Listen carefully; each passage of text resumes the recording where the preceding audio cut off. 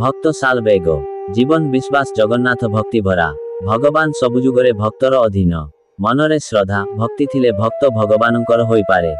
ଭଗବାନ ଭକ୍ତର ଅଧୀନ ହୋଇଯାଆନ୍ତି ତାଙ୍କ ଚିରାଚରିତ ପ୍ରକୃତିକୁ ମଧ୍ୟ ଭକ୍ତ ପାଇଁ ବଦଳାଇ ଦିଅନ୍ତି ଭଗବାନ ଭକ୍ତକୁ କଥା ଦେଇ କେବେ ନିରାଶା କରନ୍ତି ନାହିଁ ତାଙ୍କ ପାଖରେ ବଡ଼ ସାନ କୌଣସି ଜାତି କି ସମ୍ପ୍ରଦାୟ ପ୍ରତି ଭେଦଭାବ ନଥାଏ ପୃଥିବୀର ଜୀବଜଗତ ତାଙ୍କର ସୃଷ୍ଟି ସେ ସମସ୍ତଙ୍କ ପାଇଁ ସମାନ ଭାବନା ରଖନ୍ତି ହିନ୍ଦୁ କି ମୁସଲମାନ ମଧ୍ୟରେ ସେ କିଛି ପାର୍ଥକ୍ୟ କରନ୍ତି ସେତେବେଳେ ଭାରତରେ ମୋଗଲ ଶାସକ ମାନଙ୍କର ଶାସନ ଚାଲିଥିଲା ଲାଲବେଗ ନାମକ ଜଣେ ବ୍ୟକ୍ତି ମୋଗଲ ନବାବଙ୍କର ଏକ ଉଚ୍ଚକୋଟୀର ଯୋଦ୍ଧା ଥିଲେ କଳିଙ୍ଗ ଯିଏକି ଏବେ ଓଡ଼ିଶାରେ ଲାଲବେଗ ରହୁଥିଲେ ସେ ଯେତେବେଳେ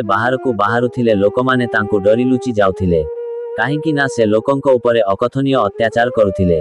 ଏକଦା ଜଣେ ବିଧବା ବ୍ରାହ୍ମଣୀ ସ୍ତ୍ରୀ ନଦୀରେ ସ୍ନାନ ସାରି ଫେରିବା ବେଳେ ତାଙ୍କ ନଜର ତା ଉପରେ ପଡ଼ିଲା ଲାଲବେଗ ବିଧବା ବ୍ରାହ୍ମଣ ସ୍ତ୍ରୀକୁ ବିବାହ କରିବାକୁ କହିଲେ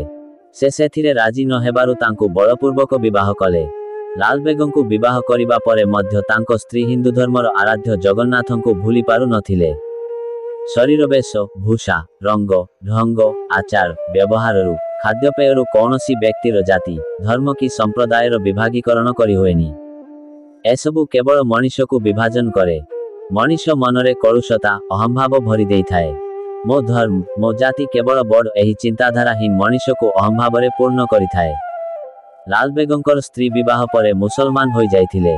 ମୁସଲମାନ ଧର୍ମକୁ ନିଜର ବୋଲି ମାନିଥିଲେ ବି ଜଗନ୍ନାଥଙ୍କ ପ୍ରତି ତାଙ୍କର ଆସ୍ଥା କମି ନଥିଲା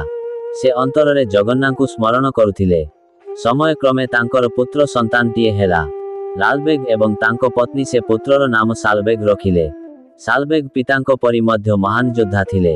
ଯୁବ ଅବସ୍ଥାରେ ଏକଦା ଯୁଦ୍ଧରେ ସେ ଆହତ ହୋଇପଡ଼ିଲେ ବିଭିନ୍ନ ବୈଦ୍ୟଙ୍କର ଉପଚାର ସତ୍ତ୍ୱେ ଆରୋଗ୍ୟ ଲାଭ କରିପାରିଲେ ନାହିଁ ଏମିତିକି ବୈଦ୍ୟମାନେ କହିଥିଲେ ସେ ଆଉ ଭଲ ହେବେ ନାହିଁ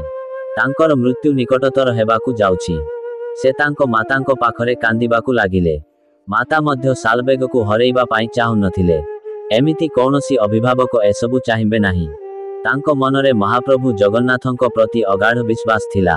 ସେ ହିଁ ତାଙ୍କ ପୁଅକୁ ଆରୋଗ୍ୟ କରିପାରିବେ ଏ ବିଶ୍ୱାସ ମନରେ ଜାଗି ଉଠିଲା ପୁତ୍ର ପାଖରେ ସବୁବେଳେ ଜଗନ୍ନାଥଙ୍କର ମହିମା ଗାନ କଲେ ସାଲବେଗଙ୍କୁ 12 ଦିନ ଧରି ଜଗନ୍ନାଥଙ୍କ ନାମ ସ୍ମରଣ କରି ତାଙ୍କରି ଧ୍ୟାନରେ ରହିବାକୁ କହିଲେ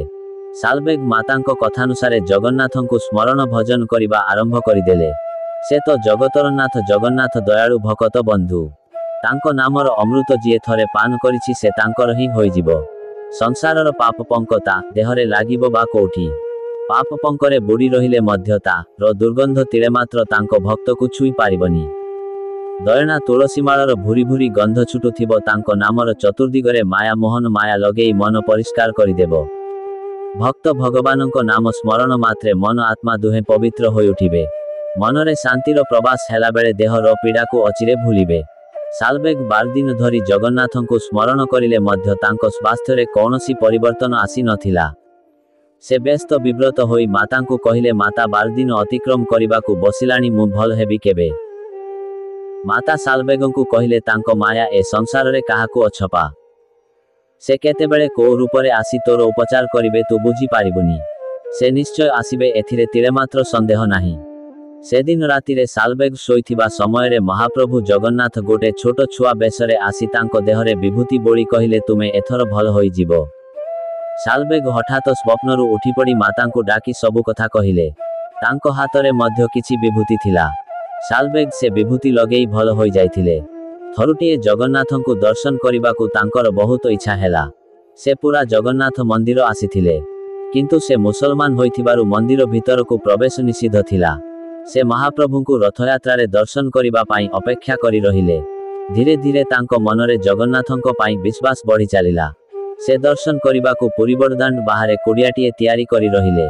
ଜଗନ୍ନାଥଙ୍କ ଭାବରେ ବିଭୋର ହୋଇ ବିଭିନ୍ନ ଭଜନ ପ୍ରାର୍ଥନା ଜଣାଣ ଲେଖୁଥିଲେ ପରେ ବୃନ୍ଦାବନରେ ଯାଇ ବାସ କଲେ କିନ୍ତୁ ସବୁ ବର୍ଷ ରଥଯାତ୍ରାରେ ସେ ଜଗନ୍ନାଥଙ୍କୁ ଦର୍ଶନ କରିବା ପାଇଁ ନିଶ୍ଚୟ ଆସନ୍ତି ଏକଦା ତାଙ୍କ ଦେହ ଅସୁସ୍ଥ ହେବାରୁ ସେ ରଥଯାତ୍ରା ଦେଖି ଆସିପାରିଲେ ନାହିଁ ଘରେ ଥାଇ ଠାକୁରଙ୍କୁ ମିନତି କଲେ